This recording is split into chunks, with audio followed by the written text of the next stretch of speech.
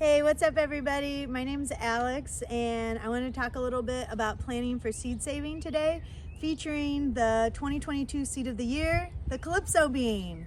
Okay, so just to get started, I'm at one of the free farm lots. We do a lot of seed saving at this lot, so it seemed like an appropriate place to have this conversation. This video is going to be one of 4 or 5 videos featuring the Calypso bean, the 2022 seed of the year. And we're going to follow the Calypso bean throughout the entire growing process. So today we're going to talk about how to figure out where you're going to plant your seeds, where you're going to plant your plants for seed saving. And then we'll come back and we'll kind of show planting instructions in maybe like a month, and then we'll follow the Calypso bean through its growing process, show you when to harvest it for eating and show you when to harvest it for seed processing, and then also show you how to process that seed. And then you can always join us at our 2022 seed processing days. Those will be in October, and we'll have a lot more information about that coming up throughout the summer. So getting into planning for seed saving. This is our garden. We got a lot going on here, and I know that I want to save a lot of different seeds here. So as I'm planning out my garden, I'm thinking about what I want to save, what the grow cycle is of those things that I want to save, what their isolation distance is, and what their minimum population is. And then after I take all those things into account, I'm going to decide how to place everything.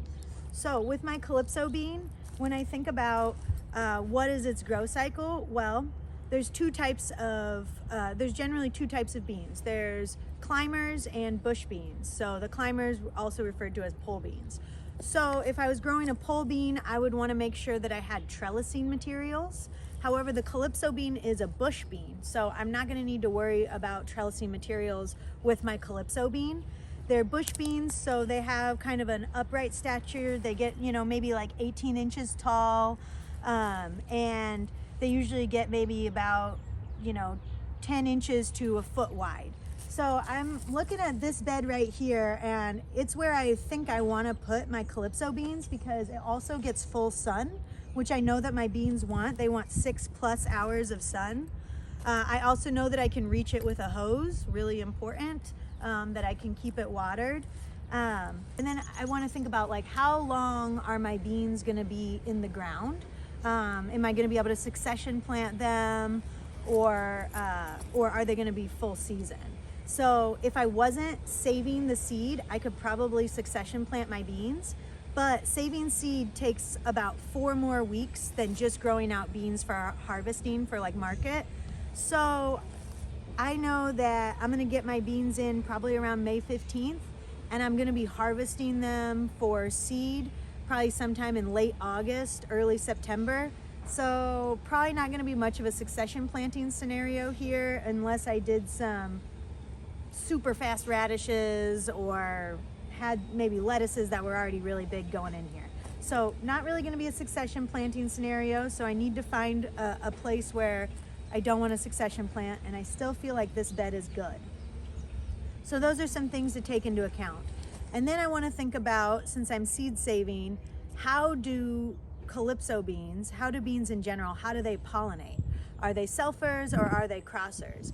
And beans are self-pollinating. So that means that the plant itself can pollinate itself. Even the flower can pollinate itself. How something pollinates itself is also going to play into what the isolation distance needs to be. If you got the Calypso bean, the seed of the year, at the seed share, you probably also picked up a growing and saving guide. And on that saving guide, it will tell you what the isolation distance is, and it's 40 feet. So I have 2 options. When I'm thinking about I have a couple options. When I'm thinking about my isolation distance, I got to think about, what am I isolating it from? And I'm going to be isolating it from things that it could cross with, like other beans. So I have to ask myself, like, do I want to grow other beans in the garden? And the answer is yes. So I'm going to make sure that the space where I want to grow my other beans is at least 40 feet away from my Calypso bean. First, I'm gonna make sure that my other space where I want to grow beans is at least 40 feet away. Luckily, my boots are exactly 12 inches long, so I can just pace it out. I already did this, so I know that this is 40 feet away, which is good because I'm going to be growing my other beans right here on this trellis, which is over 40 feet away from my calypso beans. So that's one method of isolation, is just the actual distance. But there's other ways that I can isolate. For example, maybe if I wanted to grow beans on the other side of that house, creating that physical isolation, I could grow them closer than 40 feet away. Additionally, you can see that I've got some trellises going on right here. I'm gonna plant some squash. So between my different beans, I'm gonna have this big wall of squash flowers. So if there's any bees that are getting pollen from those beans up front, they might want to stop at this this wall of squash flowers before they make it back to where the calypso beans are. I'm also going to be planting lots of flower breaks in between, and then we'll also have like a big thing of corn right here, which would create a little bit of a windbreak as well. So you can create isolation, you can achieve your isolation distance either through the actual amount of space. You can also create breaks with plants and flowers, or you can use physical, like things like houses and walls, to create those isolations. So another thing that I want to think about is my minimum population. Additionally, on our saving guide, it tells us that our minimum population for beans is going to be 8 plants. So I'm going to make sure that I have enough space to grow out 8 plants in my garden, and I do. So I think that this bed back here is probably going to work out pretty well, because I know that for what I need, for what I need as far as like how the bean's going to grow, that this is a good spot for it. It's going to get sun. I'm going to be able to give it water. It's got compost in the bed. I know that my isolation distance can be achieved from any other bean. And I also know that I can fit my minimum population of plants that I want for genetic diversity into this bed. So I can take all of those same concepts and apply it to every other plant that I want to grow here in this garden. So for example, I've got some spinach that's coming back. If I know my isolation distance and my minimum population for spinach, and I know what else spinach crosses with, then I can also, work it into the garden in a way that I can save spinach and bean seeds. Now, I'm not going to grow anything else in this garden that spinach crosses with, so I know that I have my isolation distance right there. I've got it in a shadier place in the garden, which spinach likes that cooler weather.